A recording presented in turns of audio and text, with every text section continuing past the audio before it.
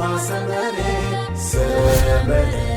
كابيزي رابيزي حيلنا للنبت فلتت حبوز دستا صحاب سنيت رفتا نفسد النهار سينما سمري سلام إذا خبركم من استفدتكم من تخاطاتلتنا بحفشة أفكار تقدم بشكلتا دم بفلاي عبزز لكم سلام نمني لكم اتي بعبي هنك أو تاخنت بيزقننا شامبيون إيرترا خلتشين عسران كلتن تمالي بواقعي كم زحبرنايو لو مسعشو منتقد مغطري بناي ولك ناي كرونوميتر وددر فلي موعل الله عبز مسات ناي موددار منفس ترأيو ناي جزي وددر دما تعوات مدرخ جيرو دي إيطاليا بروفيشنال تقدادا ماي غانتا انتر مارش بينام جرماي نزناي لومي ناي كرونوميتر كعوتو لب مخالو زغلت أفت تقدادا ماي كلتشين عسران كلتن كخون بقعي الله بزاقات أمين بينام جرماين كحقوسا كخنبلو نفتو بحافشا نابت أبناي تزو على مدرخ كنت سجرينا بروخ مكتتال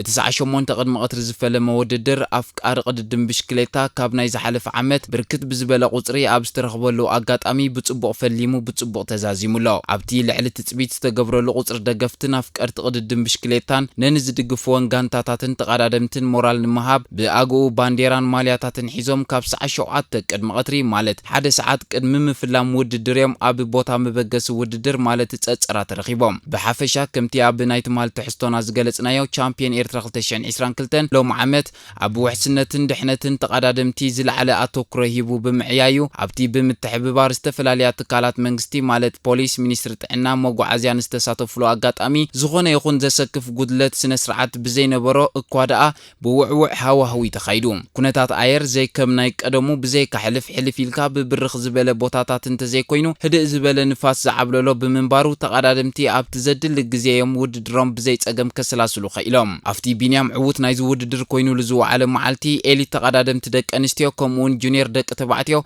ناي 18 كيلومتر رحقت وددر مالت تأثرات سعادة كريستيان تأثرات كشوفون كلو جونيور تقادم تدك أنستيو دما تشعتنت بحدش 7 كيلومتر تأثرات ندافراس تأثرات بمشفان وددر نزازيمن كومون إلي تدك تبعتيو تأثرات سعادة كريستيان تأثرات ناي كلت لاب ويدما زوريا زكاتته 36 كيلومتر بمشفان حيال كلسا بمونغو بروفيشنال تقادم تسترأي وددر بسلام تزازيمو بحافش عبزنا يلومو معالت وددر حيال متللاخن ازيو ماراخي وعوع منفس ترأيو ناي إلي تدك تبعتي وددر كوينو أقدمو أب مونغو ناي وشت هاجر تقادمتن بروفيشنال تقادمتن زقبر قلس ازيو صحابي كخون كواتن بينان تنبرنا كابو بزقد دقنا بمونغو بروفيشنال تقادمتي ككايد زو على هلخن قلسن نافكار قددم بشكليتا بسمعي زأتوان من كعوتي خقل وتسعيت نمسمع ازيو ربات خمز نبرن كتكاسيكال زنا يلومو معالتي ناي كرونوميتر وددر نتساتفو بزملكت بناي مريج أتقادم تستودبي نيرو مالت زخون يخون تقاداماي أبزناي ولك ناي جزي وددر كساتف مزدلي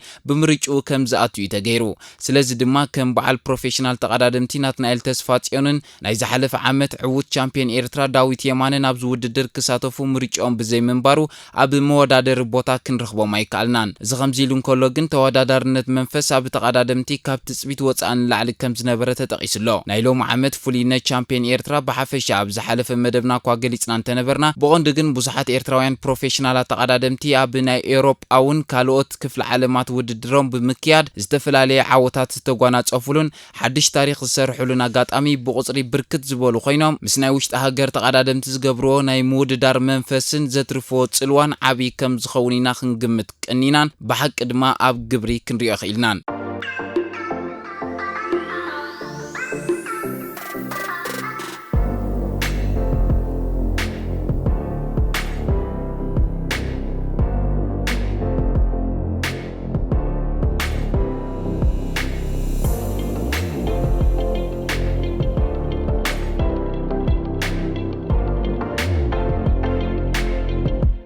بحفشا ናብ ውጽኢት ምስ ንኸይድ ኣብ ናይ ኤሊት ምድብ ተቐዳደምቲ ከምቲ ኣቐዲምና ዝሓበርናዮ ክልተ ዙርያ ወይ ድማ ላብ ዘጠቓለለ ብምንባሩ ኣብ ተቐዳማይ ዙርያን ካልኣይ ዙርያን ዝተመዝገበ ግዜ ፍልሊ ከም ዝነበሮ ይዝረዳእካ ምክንያቱ ኣብ ዝተኻየደ ቀዳማይ ዙርያ ዝተመዝገበ ውጽኢት ምስ ንዕዘብ ኦሎምፒካዊ ተቐዳዳማይ ክለብ AF ኤዱኬሽን መርሃዊ ቅዱስ ንቢንያም ግርማይ ብሓሙሽተ ካሊኢት መሪሑ ቀዳማይ ክኸውን እንከሎ ፕሮፌሽናል ተቐዳዳማይ ኣማኑኤል ገብረዝጋብሔር ድማ ሳልሳይ ብምዃን ክመርሑ እንከለው ኣብ ዝቐጸለ ካልኣይ ዙርያ ግን ቢንያም ተመሪሑ ከም ዘሎ ዘስተብሃለ ወይ ድማ ነብሱ ዝነገሮ እዩ ዝመስል ዝነበሮ ጸዓት ኣኻኺቡ ከም ጢት ክትኮስ ብምኽኣሉ ብዘደንቕ ብቕዓት ነቲ ኣብ ቀዳማይ ዙርያ ብመርሃዊ ተነጺፉሉ ዝነበረ ናይ ሓሙሽተ ካሊኢት ፍልሊ ናብ 0 ብምውራድ ንመርሃዊ ብ15 ካሊኢት ቀዲሙ ነቲ ውድድር ክዕወተሉ ዝኽኣለ እቲ ቅድሚ ወርሒ ኣብ ጂሮ ዲ ኢጣልያ ተዓዋቲ መድረኽ ብምዃን ውልቃዊ ደረጃኡ ብምምሕያሽን ዝተፈላለዩ ክብረ ወሰናት ብምስባርን ንጋንቱኡን ሃገሩን ከጸውዕ ዝኽኣለ ጅግና ብዘይካዚ ኣብ ኣዝዩ ሓጺር ግዜ ተደራራቢ ዓወታት ዘመዝገበ ቢንያም እንሆ ዝቐልጠፈ ተቐዳዳማይ ዓመት 2022 ብምዃን ዓወቱ ከም ዛራማ ይቕጽል ኣሎ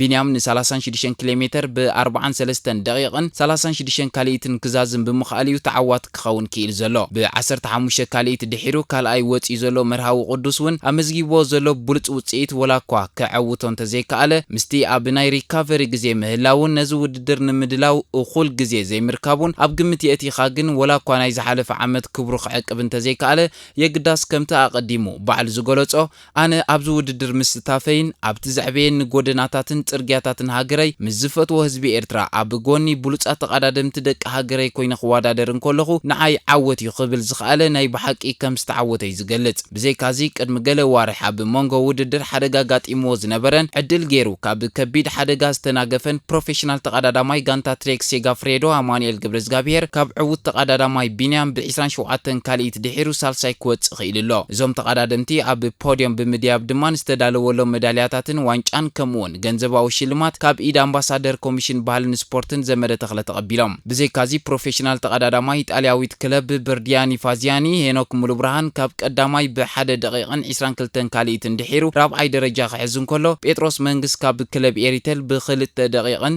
5 ካሊኢትን ተፈንቲቱ ሓምሻይ ናይ ውልቂ ተቐዳዳማይ ነሆም ክፍለ ድማ ብ2 ደቂቕን 19 ካሊኢትን ድሒሩ ኣብ ሻድሻይ ደረጃ ተሰሪዑ ውድድሮም ዛዚሞም ይርከቡ ብዘይካዚ ናይ ሎሚ ዓመት ፍሉይነት ቻምፒዮን ኤርትራ ፍሉይ ዝገብሮ ካብ ቀዳማይ ክሳብ ሻድሻይ ንዝዕወቱ ተቐዳደምቲ ናይ ገንዘብ ሽልማት ተዋሂቦም ምህላዎም እዩ ቢንያም ግርማይ ንዓበይቲ ተቐዳደምቲ ሜሮን ተሾመ መርሃዊ ቅዱስ ከምኡውን ኣማኑኤል ገብረዝጋብሔር ረቲዑ ክዕወት ብምኽኣሉ ካልእ ፍልይ ዝበለ ድምቀት ዝነበሮ ውድድር ኮይኑ ኣሎ ብዘይካዚ ቢንያም ግርማይ ኣብ ናይ ትሕቲ 23 ዓመት ኣብ ዝግበር ናይ ደረጃ ቅልስ ድማ ንጴጥሮስ መንግስትን ነሆምን ክፍለን ረቲዑ ቀዳማይ ደረጃ ሒዙሎ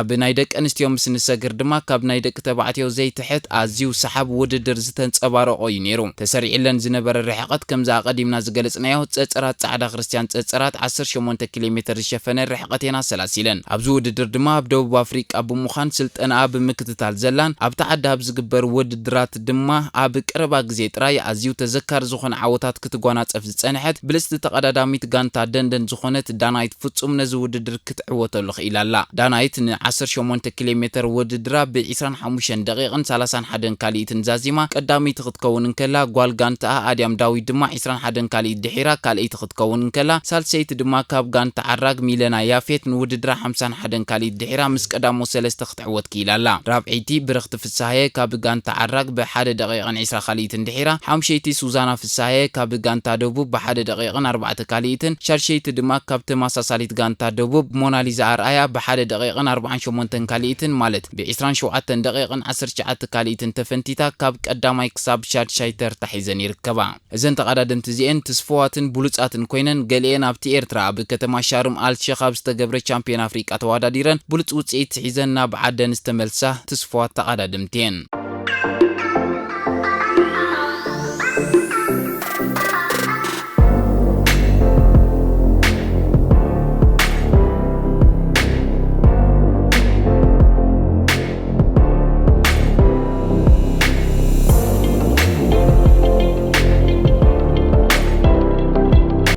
ኣብ ናይ ጁኒየር ተቀዳደምቲ እንተመጺና ጁኒየር ተቀዳደምቲ ብሓፈሻ ልዕሊ ናይ ቢንያም ግርማይ ፍጥነት ከም ዝተጓዓዝዮም ውጽኢቶም ዘርእካ እዚ ዝኾነሉ ድማ ኣብ ሰዓት 49.7 ኪሎሜትር እንዳተሓንበብዮም ውድድሮም ክፍጽሙ ኽኢሎም ሓይሊ ናይዞም ጁኒየር ተቀዳደምቲ እንተሪኢና እቶም ኣብ ቻምፒዮን ኣፍሪቃ ኣብ ግብጺ ኣብ ዝተኣንገደ ንብሙሉእ ዝተዳለወ ሜዳልያታት ናብ ሕቑፎ ኤርትራ ዘእተው ተቀዳደምቲ እዮም ስለዚ ካብዞም ተቀዳደምቲ ድማ ዝበለጸ ውጽኢት ክትረክብ ናይ ኩሉ ሰብ ትጽቢት ዝነበረ ይክባል ይካል ኣብ ግብጺ ማለት ኣብ ቻምፒዮን ኣፍሪቃ ወርቂ ዝተሰለመ ኣባል ጋንታ ኤሪቴል ኣኽሊሉ ኣረፋይነ ድማ ንውድድሩ ብ21 ደቂቕን 42 ካልኢትን 22 ንኡስ ካልኢትን ቀዳማይ ብምዃን ተዓዋቲ ክኸውን በቂሎ እዚ ከምዚ ኢሉ እንከሎ ካብ ካልኣይ ክሳብ 10 ዝወጹ ሳሙኤል ሓየሎም ካልኣይ ካብ ክለብ ኤሪቴል ዩኤል ሃብተኣብ ካብ ክለብ ኤሪቴል መዋእል ግርማይ ካብ ኣስቤኮ መትከል ገብረ ንጉስ ካብ ክለብ ሰንበል ዓወት ክብሮም ካብ ኣስቤኮ ኤቨን ረዳእ ካብ ኣስቤኮ ዮናስ ተኪኤ ካብ ኣስቤኮ ስምዖን ገዛኢ ካብ ሰንበል ዳንኤል ርእሶም ካብ ደቡብ ብምዃን ካብ ቀዳማይ ክሳብ 10 ደረጃ ብምሓዝ ዕውታት ክኾኑ ኽኢሎም ኣለው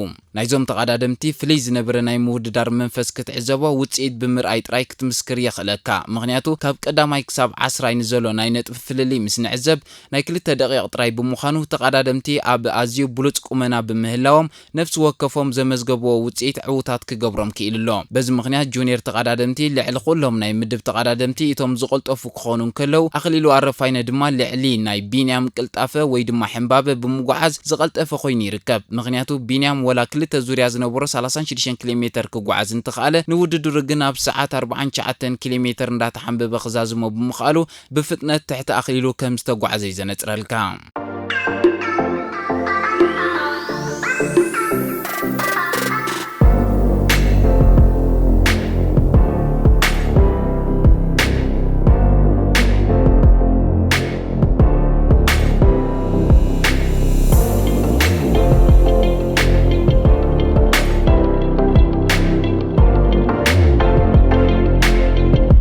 ዝኸበርኩም ተኸታተልትና ብክሮኖሜትር ፈሊሙ ዘሎ ቻምፒዮን ኤርትራ 2022 ድሕሪ ጽባሕ ምዃንዩ 26 ሰነ ኣብ ጎደናታት ኣስመራ ኣብ ዝግበር 171 ኪሎሜትር ዝሽፍን ዕውታት ዝፍለጥሉ ውድድር ክካየድ እዩ ናይ ሎሚ ጸብጻብና ኣብዚ ዛዚምና ኣለና ኣብ ዝመጽእ ብኻልእ ምዕባለታት ይራኸበና ብድሓን ጽንሑ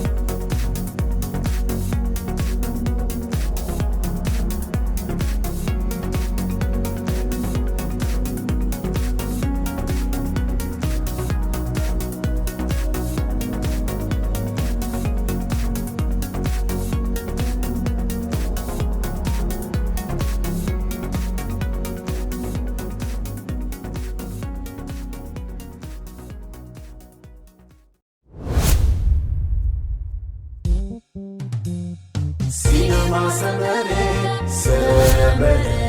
ካብ ጊዜ ናብ ጊዜ ሓይልና ረለበት ፍልጠት ሓጎስ ደስታ ሰሓቕ ስኒት ሩፍታ መኽሰብ እናሃረ ሲኔማ ሰመረ ኣብ ሲኔማ ሰመረ ቀጥዑሙ ዝነቀ ዓማ ኮሜዲ ድራማ ዕላላት ዋዛታት ስፖርት ፊልም